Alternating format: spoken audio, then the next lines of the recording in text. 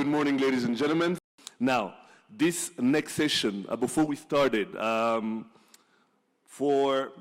have one of the panelists, John Howell. If you could turn on your camera, please, so we could see you. John, turn on your camera, thank you. All right, so this one is called Expert Dialogue on Intra-Africa Connectivity, Expert Dialogue on Intra-Africa Connectivity, recognizing the potential and a new direction for affordable regional mobility to ignite measurable intra-Africa travel growth. Now, the panelists. We have, once again, John, thank you for turning your camera on. We have John Howell, who's the founder and chief executive officer of Aviadu.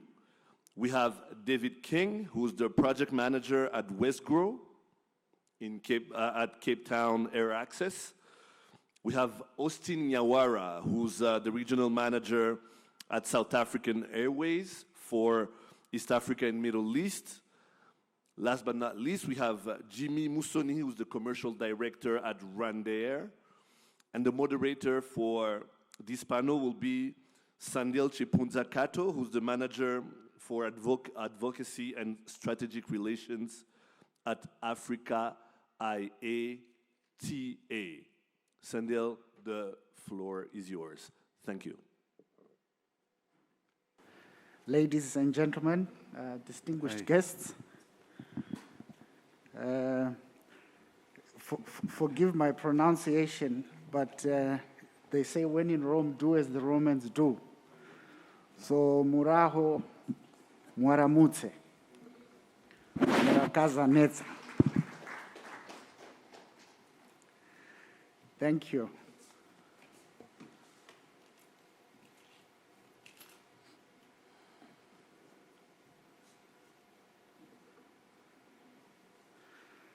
I think it's welcome to my esteemed panelists who were introduced by our program director.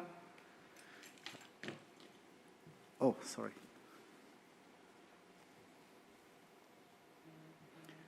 To Austin, to Jimmy, to Dave, and our good old friend John. John, greetings to you.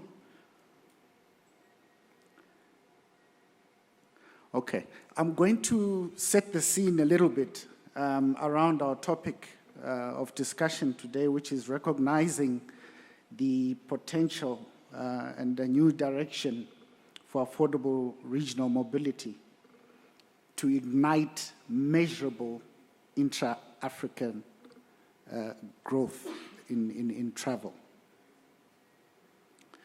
So if you can start moving my slides, please. Next slide.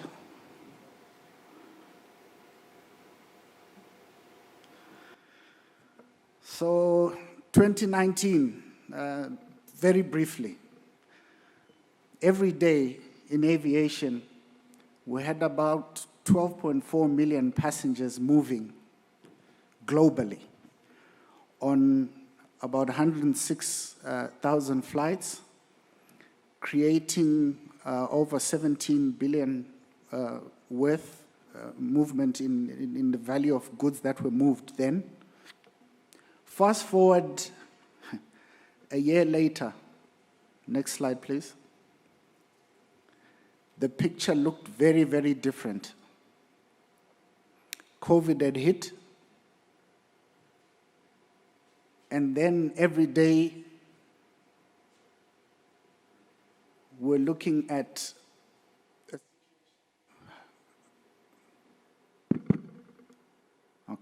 previous slide, please. Thank you. Every day we're looking at a situation where we had almost 5 million passengers, huge drop, over 45,000 flights. But the interesting thing is the value of goods carried did not drop much because there was need to move various goods and services associated with the pandemic. So there was only about $1 billion odd drop in that regard. Okay. And you'll see from here just what that picture looked. The skies of Africa, we had about, in April 2019, we had about 970 city pairs in Africa. And by April 2020, 1 year later, that dropped down to 100. Now, the impact on airlines, on aviation, on the trade, on the economy was massive. We know that in Africa, air transport supports about 7.7 million jobs, creating about $63 billion worth of GDP. And at risk, because of this pandemic, was about 5 million jobs and 32 billion in GDP. Next slide, please. The recovery that we expect to see varies across the world, and this is influenced by a few factors. Vaccination is one. And when we look at Africa, please go back to the previous slide. Yeah. And when we look at Africa, we're projecting that Africa may only, and there's a degree of uncertainty here, as this is a projection, may only return to about 2019 traffic levels in about 2025, 2026, where other regions in the world may return as early as 2024, 2023, thereabouts. So when we look, yesterday there was talk, we had people from the African Continental Free Trade Area, and there was talk around the SATAM or the Yamoussoukro.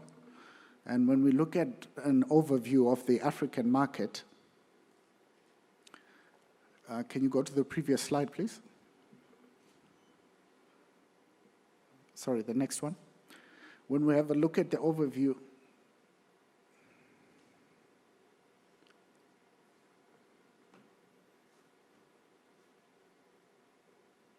of the African market, we see that a total of about 31 million intra-Africa passenger movements were carried out in 2019, accounting for about 21% of international traffic to and from Africa. And the top 10 countries accounted for 52% of that traffic. And you can see them on that graph there. And then when you look at the total passenger volumes, those are the figures that tell the story. 220 million passengers. The top 10 countries, again, they're accounting for 81% of traffic. And and the top 3 countries accounting for 50%. Which shows that the markets vary in size, but they are very different in terms of their size and strength. So the impacts of COVID, I think these have been spoken to, ad nauseum. But you'll see the global air travel passenger volumes declined, 67% in 2020. And in Africa, it declined between 60 and 70% in international and about 63% domestically. Next slide, please. But as I said at the beginning, cargo remains strong, and domestic travel has rebounded much quicker.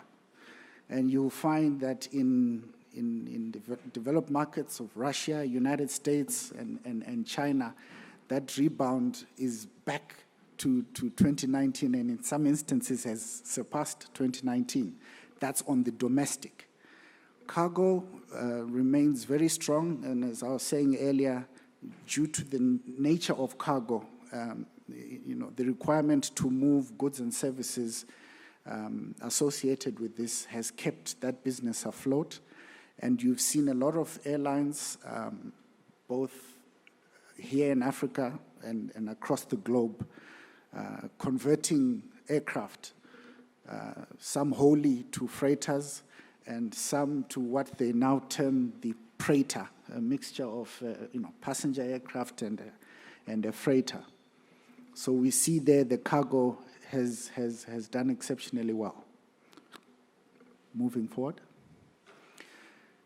And the speed of that recovery obviously varies. And, we see that, North America has outperformed generally the other regions in that regard. And, we can see where Africa lies there. Next slide, please. When we look at ticket sales, they've been rising globally. But, it's unlikely that we'll see a huge spike in the near term. And I think for those who are watching the news, you've heard that there's been a new strain of COVID that was picked up in South Africa.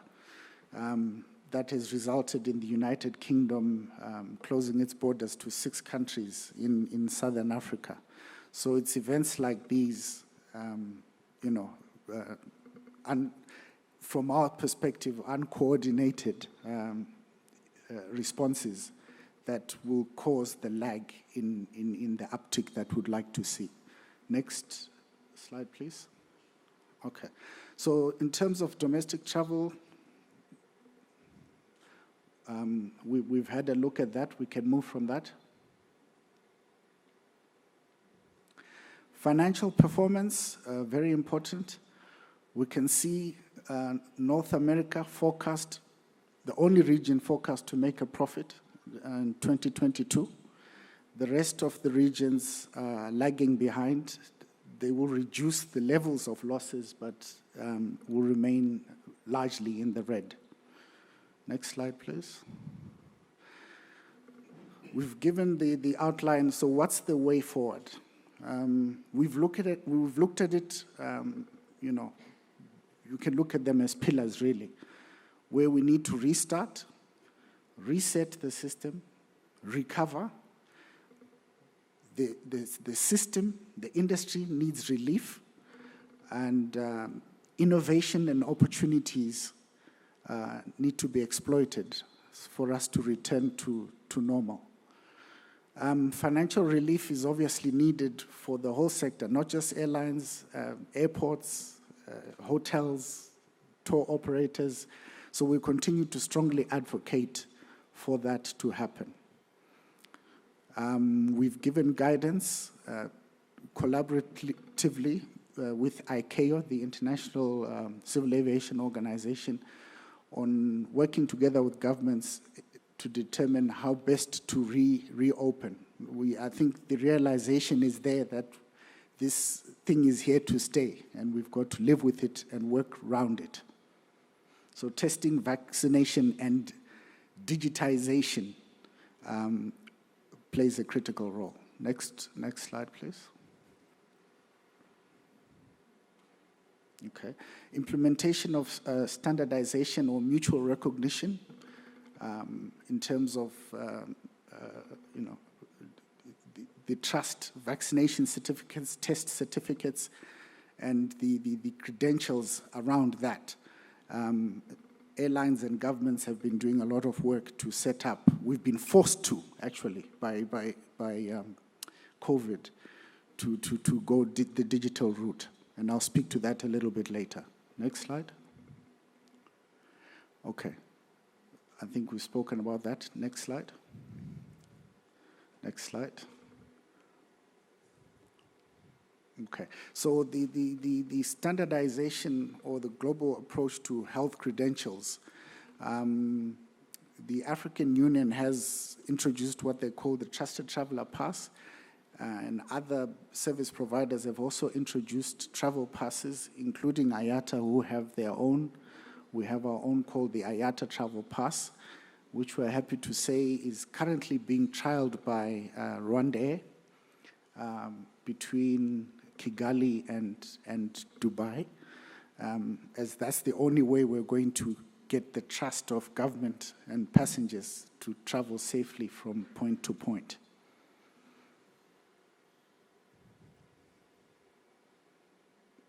So what is this Ayata travel pass? Okay, so it's an app. We have a lab registry where labs are registered, government-approved labs are registered, and passengers go and get their tests done, and then that test result is sent to passengers digitally over a secure platform, and then they, as the passengers, have the power to share with the airline or the government authority as required, and they get an okay to travel, thereby ensuring that the environment is secure and there is trust that the certificates that are being issued are authentic. Next slide, please. Okay, if there's time at the end, I'll show you a little video that will better describe what it is. Can we jump this slide, please? Okay. So yesterday we were speaking about SATAM, the African Continental Free Trade Area, and the free movement of people. Next slide. Ayata was commissioned by the African Union to conduct a study, a SATAM study, on the benefits that would accrue to states if they fully implemented the study. I'll give you the link so you can read at your leisure what it is about, because it's a very interesting study. But I'll just point some highlights so you can get a sense. So the bilateral air service framework, or the bilateral air service agreements, are the agreements upon which states exchange traffic rights between each other. Moderator, sorry to interrupt. I know how rude it is. We're truly running behind time. If you could please conclude so we can move on with the panel discussion. Thank you very much. Okay, thank you. Thank you. Move to the next slide, please. Next. Next. Okay. So the greatest obstacles and constraints that were identified by this study was that there's a culture of non-prioritization of aviation by governments, and two, a policy of protectionism that needed to be addressed. But you need to read it in the context of the study and what it found. But in the interest of time, let me just bring in my panel members and ask a few questions so that we can also have time at the end to get some feedback and questions from you, our audience. And I'm sure the people online will also participate and send through their questions accordingly. So I'll start maybe with the airlines. I'll let you fight amongst yourselves for this question. What does Africa, or what do African states need to do immediately to improve air access?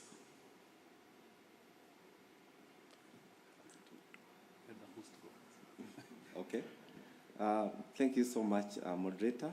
My name, I'm called Musoni Jimmy, Chief Commercial Officer for Rwanda Air. I'm happy to be here and, of course, participate in this important forum. So that's really a very relevant question, especially with the times that we are now as airlines struggle to recover their operations. I think there are a number of things that governments must do urgently to ensure that the recovery process is smoother and sustainable. So one of the key issues, I think you already mentioned a number of them in your presentation, is of course advocacy for more enhanced vaccination programs, because we find a number of states or countries are really prioritizing or approving travel based on health credentials. So we believe as airlines this is very, very important to be a priority. I understand, of course, this is being driven on a number of different levels, at the country levels, at different forums, but we believe it is very, very important that the drive, especially the vaccinations, and of course enhancing the digitalization drive to ensure there's travel recovers quickly. Maybe another thing is, of course, to emphasize more on digitalization in order to contain, again, COVID spread. So, again, this requires a lot of investment and a lot of prioritization by governments within the region. As you know, Africa, we are still very, very behind in terms of IT or digital platforms. So for airlines, we believe this is the only way that will ensure, again, costs are cut across the booking procedures for customers, and in the end, it will decrease ticket prices, which is also very key to ensuring traffic recovers in good time. So without really taking a lot of more time, I think there are a lot of things really to say here, but I will hand over to my colleague to maybe also to add a little bit more. Quickly, moderator, just quick housekeeping information. This panel has until 10:20, so we have about 35 minutes left. Let's please keep time. Thank you. Thank you. Good morning, everyone. My name is Austin Yawara. I work for South African Airways, and I'm based in Nairobi. I think my colleague from Rwanda has mentioned some of the key things impacting on aviation currently, and of course, COVID is one of the issues that's impacting heavily on aviation and its resuscitation right now within Africa. We know the problems that were there pre-COVID, which of course include the protectionism that our colleague from Ayata spoke about, and the limitations in frequencies, the limitations in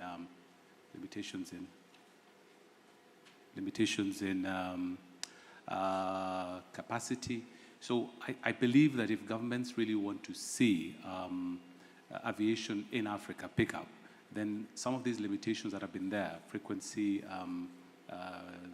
in terms of letting airlines operate as many frequencies as they want, as much capacity as they want.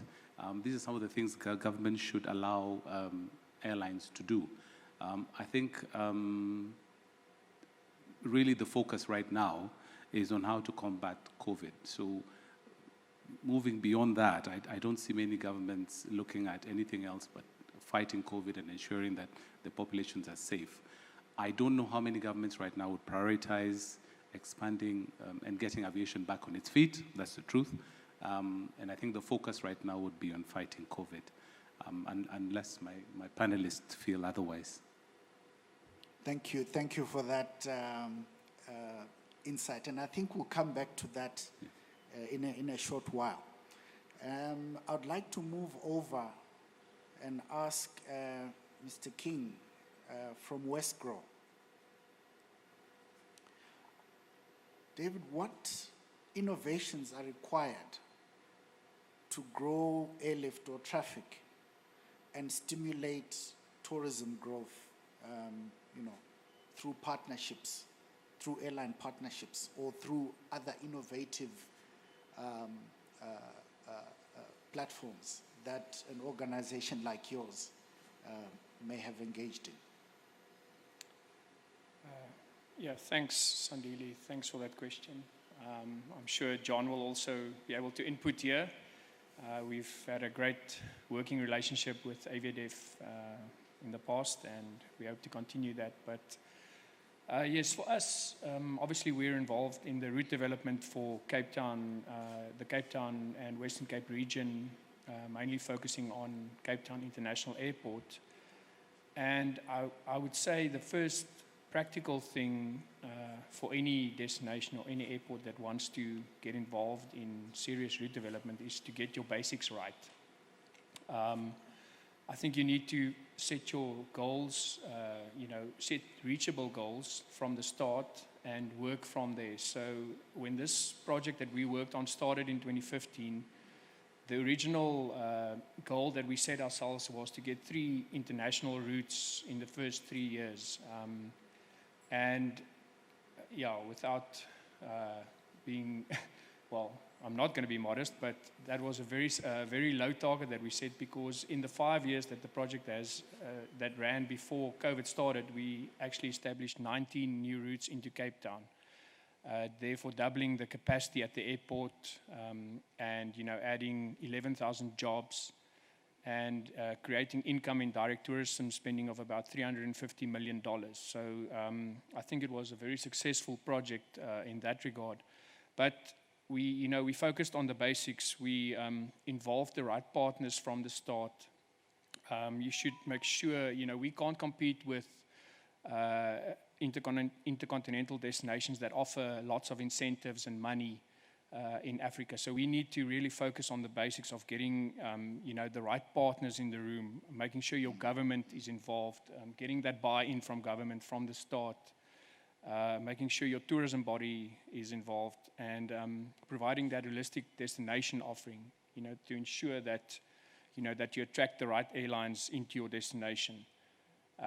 Maybe the two last things that I want to mention. The first one is someone needs to lead this process. There has to be a body, a company. In our case, it is Westgrow, the Western Cape Trade Tourism and Investment Promotion Agency. Our project is housed within, within Westgrow, and we run the project from there. And then funding is very important. Talk is cheap. If you don't get your partners to invest in your route development effort, it will fizzle out. You need the backing of the partners in terms of real hard cash to make it work. So maybe I'll stop there for now. Oh, thanks for that, David. And I think just to follow on from that, and maybe to pull John in. John, from an AviaDev perspective, how are you using your platform? I know you're... Hello? Okay. I know you're very passionate about aviation in Africa and wanting to see the growth and development of the industry. So what partnerships, what innovations are you currently pursuing to realize that dream from your perspective? Thanks, Sandile. Thanks for the question. I wish I could be with you all there in Kigali. We actually started AviaDev Africa there in Kigali in 2016 and 2017. And it was where one of the conversations that David alluded to, a new route with Rwanda down to Cape Town, sort of began. So that's what we're doing, is creating a forum where airports, airlines, destinations can come together and actively work to mold the future connectivity of Africa. And we feel that the opportunity is very much there with intra-African travel first and foremost. I think that we can get quite excited about wanting to fly to far-flung destinations, but as your data showed, Sandile, that's probably last to recover. So let's focus domestically, regionally, and work as a partnership.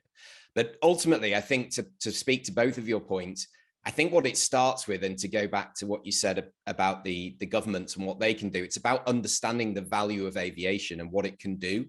And any recovery post-COVID, when you look at Africa's geography, is going to rely on aviation to create the African Continental Free Trade Area. We can't just build amazing railways overnight. We can't just build an amazing road infrastructure. We can't make the distances shorter. But if we utilize aviation to connect the cities, it is the shortest way to recovery.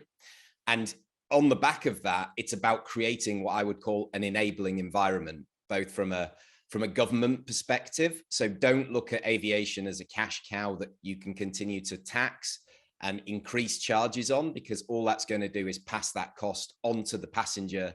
It's going to make the fares higher than ever, and it's going to preclude most of Africa from being able to travel and trade and build the economic empowerment that's required. So I think, in terms of what we're trying to do is lobby to create that enabling environment, but also create a competitive environment. That's what's really important. We need to have competition drives price down, because of course we can have those conversations and it can be competitive. So as David said, what Cape Town Air Access have done so well is bring all the stakeholders together and say, we're pulling in one direction. We all want the same thing. And this is what we have to offer. This is why you should choose Cape Town over another destination, and how we will support you with that route development effort. So what I would like to see, and what we're doing through AviaDev, is bringing the stakeholders together to make it coordinated. Because at the moment, I'll speak to tourism authorities, and there may be some in the room, and they may say, And I'll say, oh, how many passengers arrive at your destination by air? Oh, lots, way over half of the passengers globally, half of tourists arrive by air. Okay, so what relationship do you have with those airlines? Oh, no. That's the airport's job. Well, no, it isn't. The airport literally is like a bus stop. People come to the airport to visit the destination. So tourism authorities need to get closer to airports. And that's what that's our big focus at the moment. We're running a free workshop in a couple of weeks for airports and destinations. So hopefully anybody who's interested can join that as well. But yeah, I'll leave it there, but very passionate about connecting the dots, basically. Thank you, John. Okay, and on the thing of, the word destination, from an airline perspective, and maybe I'll start with Austin again, what innovative ways, aviation, I think, has rebased given COVID. The old airline model as we knew it, it's safe to say is something we're going, that's been confined to the history books. The game has shifted. What are you doing from a destination perspective, a destination development perspective, in terms of your route network, to ensure that you promote destination 1, and 2, you are increasing your traffic to, and obviously your performance around the destinations that you're flying to? What we're doing, one is we're partnering with more airlines to increase our footprint across Africa and globally, and that is encouraging more code shares and more we don't do own metal operations, but we work with other airlines who fly there to get our passengers to destinations that we don't fly to. It's worked very well, and a lot of airlines are now cooperating instead of that usual competition that was there before. Airlines are now working together. I think you've read in the news that South African Airways and Kenya Airways are now working closer than before, just to ensure that we're able to serve the continent better from our different regional bases, that is from Southern Africa and from East Africa. And one of the things we're also doing to improve our service is also working closer with tourism bodies in different countries. I think John has mentioned that tourism bodies also have to be part and parcel of this resuscitation of the industry. So as South African Airways, we're also working closer with tourism bodies in different countries to ensure that we work together to achieve their objective, that is to get as many people into their countries as is possible. Of course, closely with governments to ensure that we adhere to COVID protocols and our operations are also in line with the health authorities. No, yeah. Thank you for that. Thank you for that. And to Jimmy, as an airline, you have bodies, we have associations that advocate on your behalf. But what are you doing as an airline to advocate? I think yesterday, and we've been hearing about all this, high cost framework for operators in Africa. We've heard the figure of, it's 45% more expensive to operate in Africa than it is generally on a world average. But what are you as an airline doing to advocate for the reduction of that cost base in the areas you fly to? Thank you very much. Yeah, as you mentioned, of course, there are a number of associations, and of course, Rwanda is part of this association. But more importantly, of course, you know about AFRA, African Airlines Association.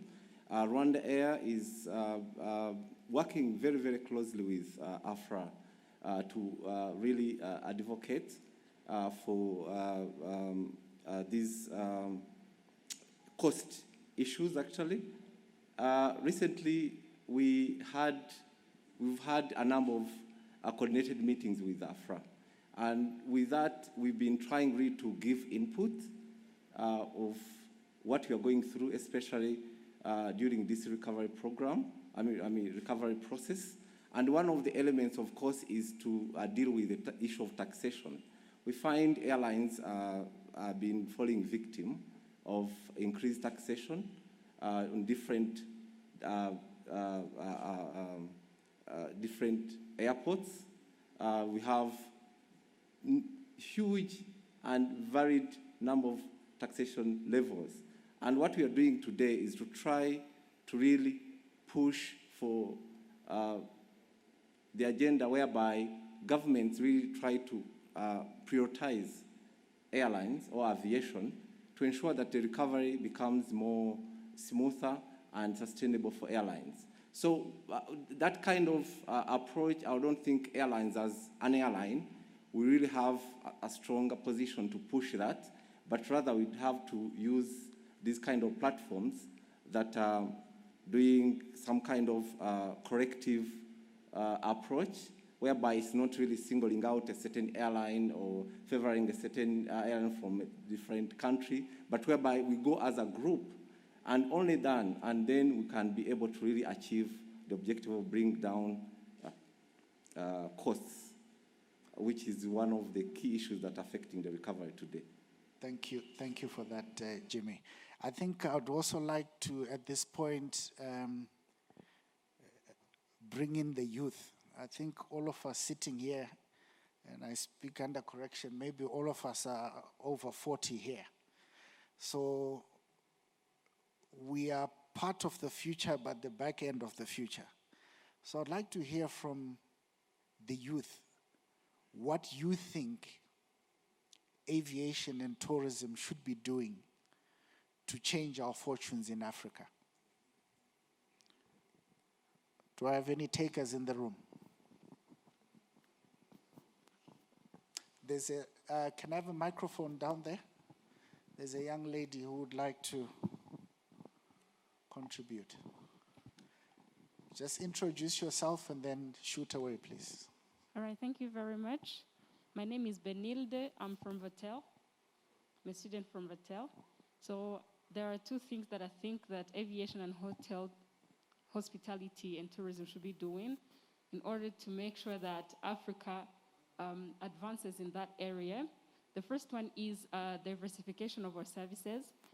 And for example, when someone says, I'm going to Rwanda, maybe they say gorillas, but we need to be famous for more than that, because you can go to other countries for a various number of activities, which they are famous for. So I think African countries also needs to diversify and make sure that the destination will not be about one thing. And the second thing that I think we can do in that area is to continue to improve on our infrastructures, have bigger infrastructures. If we're going into MICE, let's make sure that in the next years we'll have the capacity to hold big meetings as we want. Because if we can do well in that area, we're training our people, we're learning in schools like Vatel, then we need that support. If we're interested in tourism and let's say I choose to go into MICE, in order for me to have that experience or to do greater things, it's because there are facilities, because I'm not going to hold a meeting if there is not facilities that can have that capacity. So I think those are the two things I can say. Thank you very much. Thank you for that. And I think it would be appropriate to have a response or a comment from a development agency perspective. So Dave, I'm going to pick on you. There's the youth telling you what they see in the future. What guidance or ideas can you share with them from that perspective? Thanks for putting me on the spot. Yes, I agree in some regard. If we take the example of Rwanda now, Rwanda is famous for the gorillas. So I think, firstly, if you want to attract people, play to your strengths and make that part of your campaign you are launching to draw airlines or to draw passengers or tourists into your country. But also make sure that you have other offerings and make sure that the supporting infrastructure, as you mentioned, is available. Everyone wants a lot of tourists to come into the country, but if your country cannot handle the tourists, the experience will be diminished and people won't return. So, get them here by playing to that strength, telling them that, we've got the best gorillas in the world or whatever your tagline will be, and then make sure that everything else is there to support that. I think the one thing I actually want to come back to that Jimmy mentioned, the digitization that's, everyone says, well, we all know that it's behind in Africa, but I don't understand why. I mean, we've got the infrastructure here, everyone's got cell phones, everyone's got, internet access on a daily basis at least. So why aren't we taking the lead here? Things like, I don't know, there's a court case, but the Please Call Me, that was developed in South Africa. It was developed in Africa. Why do we still have paper forms when we fill in health declarations? Why can't that be on a digital platform? So make sure that, that you make it as easy as possible for people to come into your country. So I think I'll stop there for now. Thank you for that. John, you seem like you wanted to add something to that. Yeah, I think all I would say is when we're talking about attracting airlines to our destination, it's very important to have a product, and Rwanda's very lucky. It has a beautiful country and a great product. And I've been to see the gorillas, and I'm a global ambassador for the charity, raising money for the conservation. So, I can attest to that from my trips. But what we have to remember is that an airline and an aircraft is a movable asset. That airline is going to make a decision where to deploy that asset based on where it makes the most economic sense, where they're going to make money.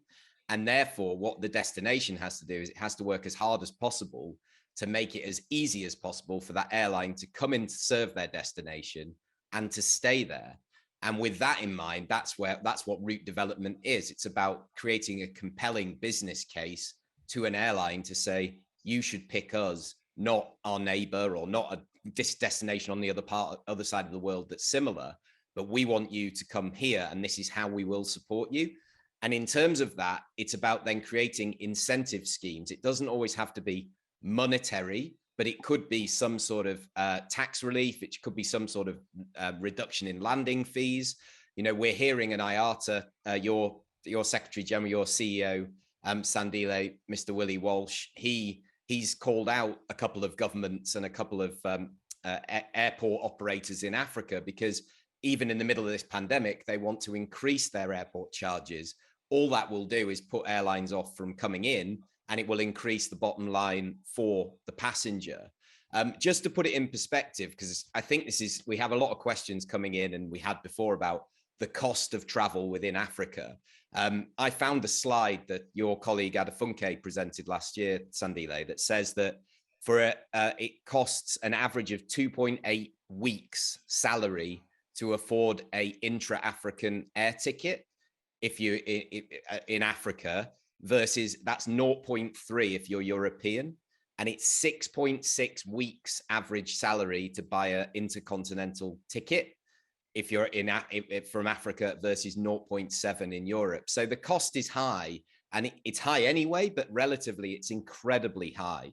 So how do we get that down? And the only other thing I would say on this about incentive schemes, which I think is those destinations and airports that work on this, they will recover first because the airlines will want to talk to them first because they see it as a partnership rather than, oh, you want to fly, here's the bill. And, just as an example, there are airports in Europe that actually pay the airline to bring the passengers. So just get your head around that.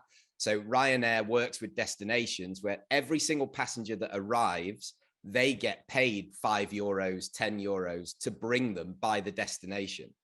Whereas the way we see it in Africa is we say, no, the airline's coming, they have to pay this fee, this tax, they've realized that to get those airlines to get that feed, €5 to pay for a passenger that might stay for 2 weeks and spend 2,000 is a small price to pay. But that will only happen if the destinations and the airports get closer together. So any airports, any destinations, you need to be talking to each other, just like they do at Wesgro and with Cape Town Air Access. Look at that model. How can you adapt that to your destination? Because the frustration for me in the 6 years of doing AviaDev Africa and the 10 years of working is that there's a disconnect between the tourism boards and the economic development agencies and the airports. They're not closely enough aligned. So that's what I would say in terms of just understanding the landscape for recovery.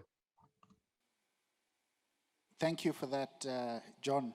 Yeah, I know that slide you're talking about, and it's actually, we revised that figure. It's actually gone up to 11 weeks now.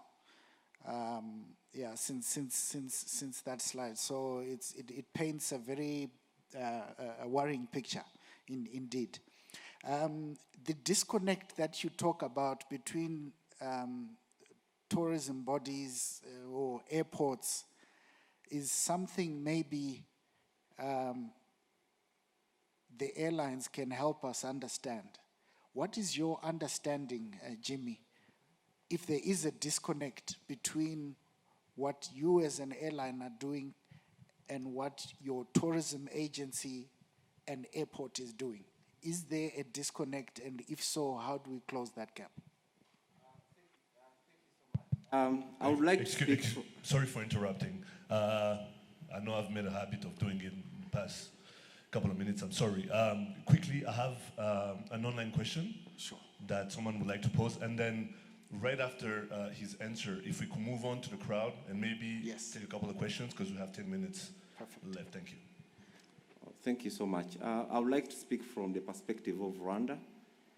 From here, I think we are lucky to be in a country that has embarked on a vision to prioritize aviation as a key pillar to its growth and development.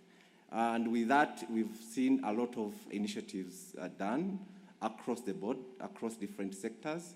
We have different institutions really supporting the sectors it is. We have RCB, Rwanda Convention Bureau, in charge of bringing about or promoting MICE or meetings and events initiatives.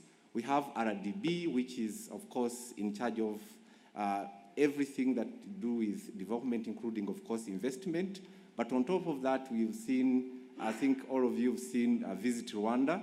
Visit Rwanda has been one of the key pillars that are really helping to market who we are and marketing the destination.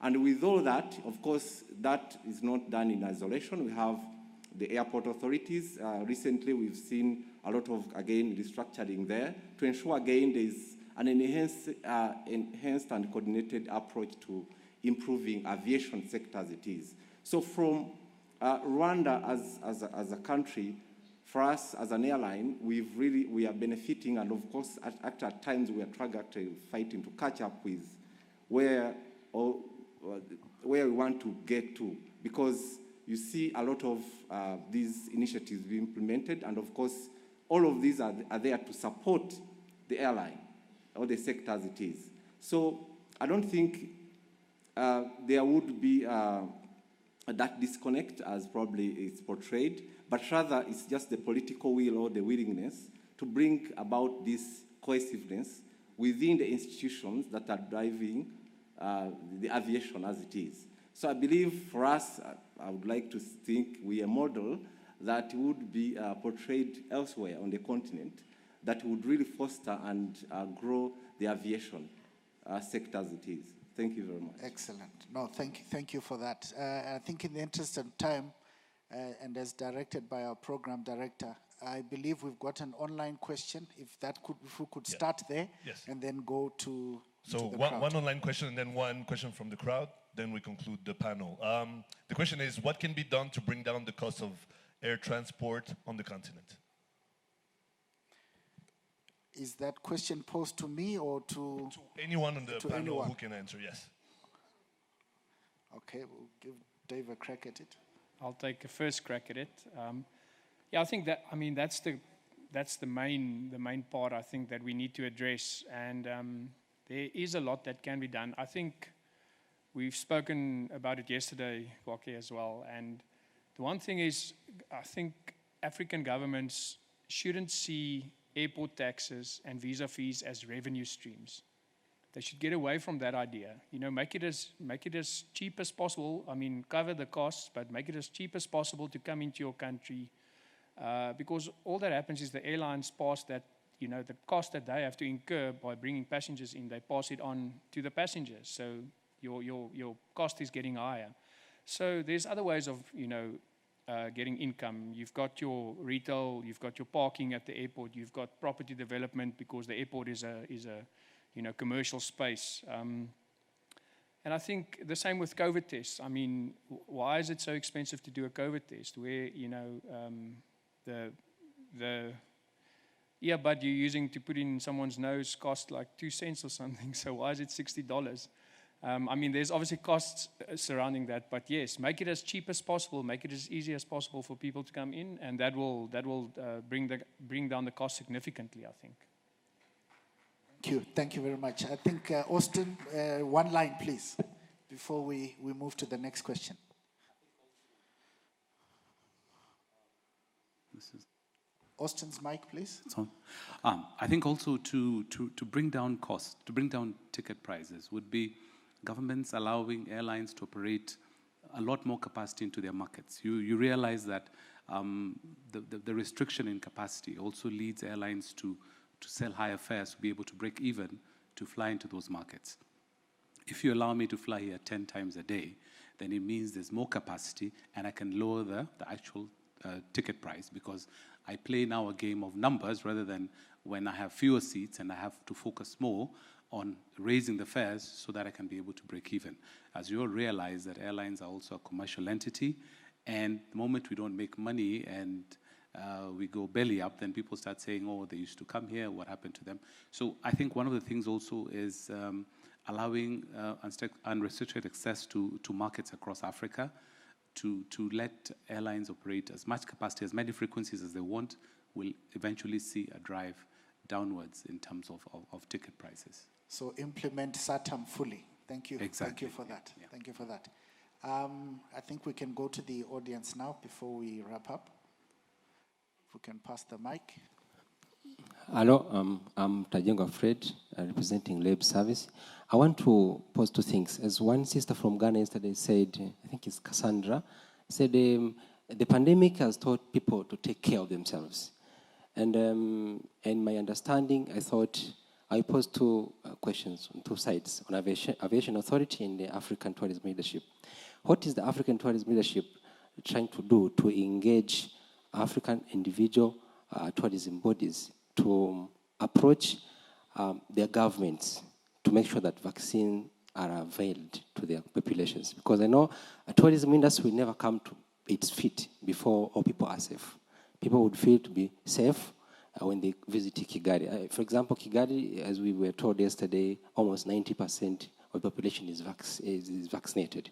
But again, how will somebody feel happy to go into another community, either for tourism purposes, but you know the community is not vaccinated, and somebody will not be feeling okay. Now, again, on the aviation authority, what are you doing to engage maybe probably African tourism leadership to see if they can help each other on availing these vaccines? Sometimes even other countries have no airline carriers, you know, they have no aviation, they have no airlines. And sometimes it will be hard even when they access these vaccines to get to their populations. It's still really a hard thing to do. What are you doing as aviation authorities to make sure that you make it easy to some of the governments getting these vaccines to their populations? Maybe end of the day we see our populations vaccinated in a very good rate. Thank you. Thank you very much. Maybe I'll just take a quick crack at it, first crack at it. Yeah, we know that vaccination distribution in Africa has been quite low, probably just under 7% across the continent. There are moves within certain states. I know for sure South Africa, where the vaccine production has begun for distribution onto the continent. So a combination of that capacity and sourcing vaccinations will hopefully steer us to a quicker uptake or vaccine uptake, and obviously working around the campaigns to ensure that hesitancy around vaccinations is also addressed adequately. I hope that sheds some light on your question. Was there another question? Please.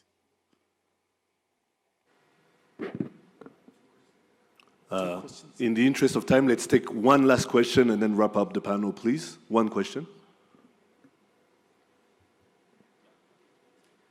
Yes, one question at the back. Lady, gentleman.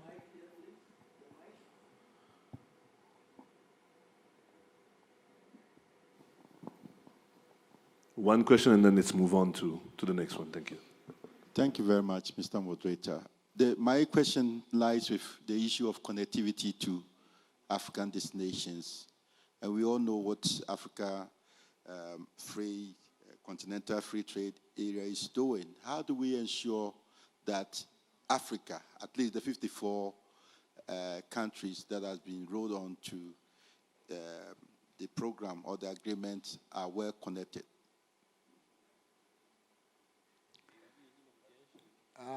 I can give it to, while the mic is going to Rwanda. We know that there are 35 signatories to the SATAM, and we've identified 13 countries that are ready to go today if they implement it.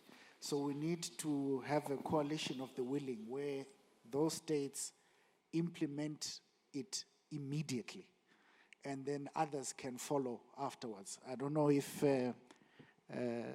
Jimmy from Rwanda would like to add to that, but definitely the implementation of SATAM, immediate implementation of SATAM, will get the ball rolling and point us in the right direction. No, I think you really said it all. I think if this, of course, the implementation is fully embraced, we will see a lot of connectivity. Of course, as you say, a number of countries have already embraced it, and with that comes with a lot of advantages, like visa on arrival, these kind of things, of course, will make this destination more attractive, and of course that will make accessibility, of course, easier. And airlines, of course, will take the lead to start or launch and grow different routes. But of course, over and beyond that, I'm sure this will bring about more cooperation among member states, and with that, where there is a political will, everything else falls into place. So we believe if SATAM is fully embraced, we will see connectivity across different African markets really improved. Thank you very much. John, in one sentence, give us the hair dryer treatment to send us off. What must we do? I think, it's an old African proverb of if you want to go fast, go alone. If you want to go far, go together. And I think that's the key. And we're seeing that. We're seeing this cooperation. As Austin told us earlier, there was a high-level conversation, a high-level agreement signed between South African Airways and Kenya Airways. We're seeing lots of interlining, code sharing. You don't have to be in an alliance. Just partner up and work together to create the connectivity. We don't have to fight for the same small market. We can stimulate a whole new market, just like they did with low-cost travel in Europe. It didn't happen overnight, but if you can find a way to grow the market, you'll bring the price down. That brings more people into the market. More people will be able to travel instead of squabbling over that top tier of traffic. So for me, it's all about collaboration between airlines, between destinations. Keep talking and get SATAM implemented. Thank you to my panelists, Jimmy, Austin, David. Thank you, everybody. I hope you found it enjoyable and insightful. And yes, let's implement. Let's give them a hand of applause. Thank you. Thank you, moderator, panelists. John, we appreciate you joining us.